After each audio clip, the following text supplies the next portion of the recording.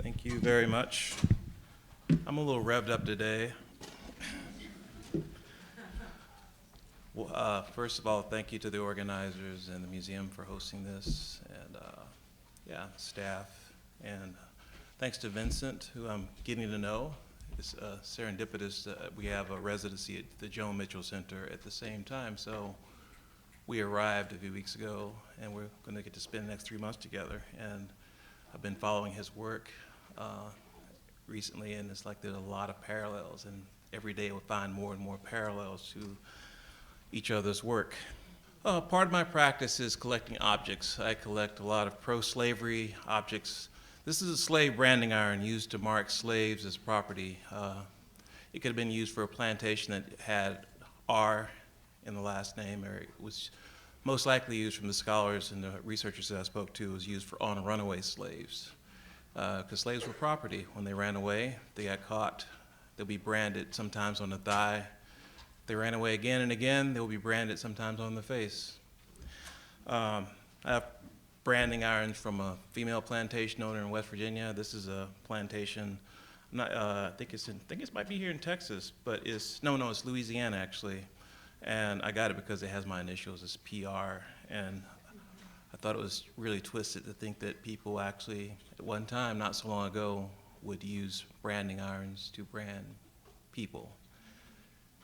So I own probably more than 10,000 objects, branding irons, restraints, and shackles, and I have lynching postcards as well. And one of the lynching postcards that I used to make a blanket out of. In the middle, there's a lynching of Leo Frank.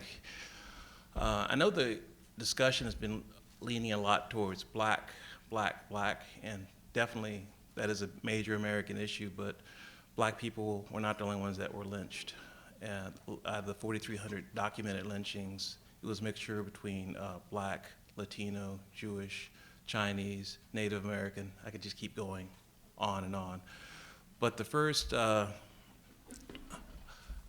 one of the well-known lynchings in this country is the lynching of Leo Frank, who's in the middle here. He was accused of murdering a 13-year-old, raping murder of a 13-year-old pencil factory worker. He was the manager of that pencil factory, and some people were upset that he was in town managing a pencil factory. I've taken images and made them into throw rugs, objects that are typically used for comfort.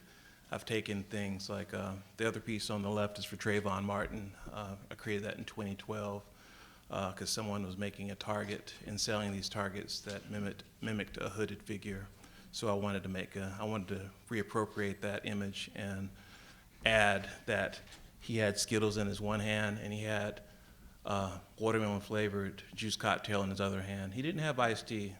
The court document said iced tea, but if you look closer and read into them further, he had watermelon flavored juice cocktail. So they avoided saying that during the trial. As I said, I collect lynching postcards, and they depict lynchings and the massive crowds of the people that were at those lynchings.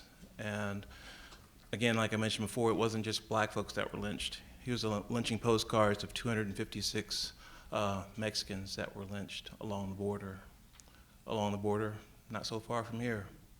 And this is just one of several postcards that I have. I've taken these postcards and I've animated these postcards, and I've done a performance called Stories from the Trees.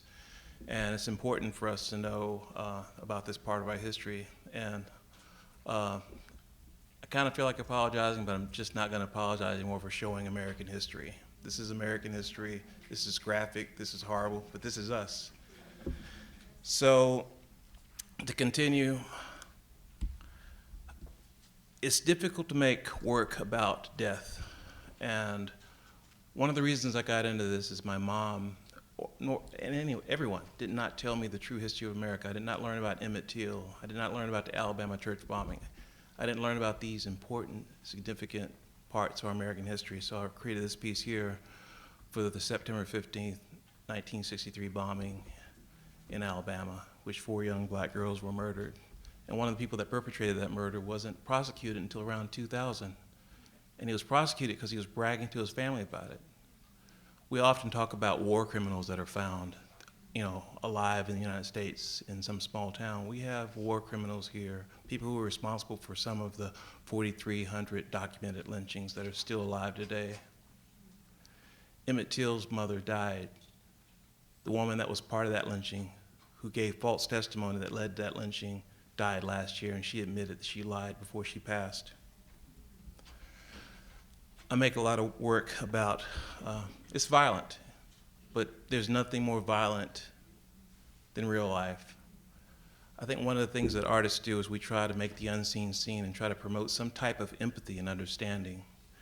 So I created this piece called Excessive Use, where I shoot into pieces of paper to signify and to represent different death for people who were murdered, whether it be Oscar Grant, who was shot one time. If you haven't seen Fruitvale Station, definitely check it out. There was a couple in Cleveland that passed a police station. Their car backfired. They were chased after by 10 policemen. They were shot at 137 times. They were unarmed. All policemen were acquitted. Officer Brelow went to trial, and he hopped on top of the car, reloaded, shot into the car again and again and again. He was acquitted, and he was later fired. That was the most punishment that was received for that incident. Oh, forgot about the last one, Eleanor Bumpers. She was an elderly lady in New York who was behind on her rent. So they sent the police up to check on her. They said she was acting suspicious. They busted in, they shot her once in the hand and once in the heart. No one ever charged. The only person that got in trouble was a social worker who did not let her know about programs that were available that could help her catch up on her rent. I created a show called Rewind, and cut to the chase, I make Klan robes. I make the best quality Klan robes in America today. You can't find any better in the world, actually. I've made 75 of them, and after making so many robes, I realized that my Klan robes are not about the Klan. They're about the normalization of systemic racism. They're about us, how we've normalized pain, how we've normalized abuse against women, how we've normalized disparity, how we've normalized disproportionality in wealth, and the invisible presence in workplaces when your workplaces and schools and neighborhoods are segregated. That's what these robes are about. Aren't they pretty? And people ask about the kente cloth one. The first Grand Wizard of the Ku Klux Klan was Nathan Bedford Forrest. In 1868, he was a millionaire slave trader. Millionaire slave trader in 1868. Cotton sales alone in 1868 equaled $200 million. That would equal $5 billion a day. That's what that robe is about. And that disparity in wealth can be seen today through generational wealth. So I'm continuing to make robes. I just had a show in Richmond, Virginia. And again, one of the roles of an artist is to make the unseen seen, so I just don't make robes. I did a project called In Light of History, where I marked slave revenue locations all over the Inner Harbor in Baltimore, Maryland. If you've been to Baltimore as a tourist, you've probably been to the Inner Harbor, because that's where the tourists go, because it's a beautiful area. Just like most beautiful harbors, they have a history that we're not talking about enough. But I want to emphasize this as we continue the conversation. It was black folks as well. It was, we talk about Asian, Chinese Exclusion Act. What year was it? 1882. 1882, thank you very much. What year did women receive the right to vote and what amendment? I heard all the correct numbers, 1919, 19th Amendment, 1920. What year was the Emancipation Proclamation? I heard two numbers. Which one's the right one? 1863, not 65. We think 65 is actually the time 2 years later where what happened? A lot of the 13th Amendment.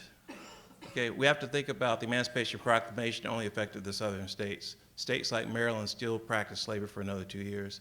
Oh, I got to give you my favorite women's rights question. The Declaration of what was a document that was created? Tell me what the name of that document was, what year it was created, and two suffragists that were behind creating that document. Declaration of Sentiment, correct. Where was it located? Seneca Falls, very good. What year? Earlier? 1848, very good. Thank you very much.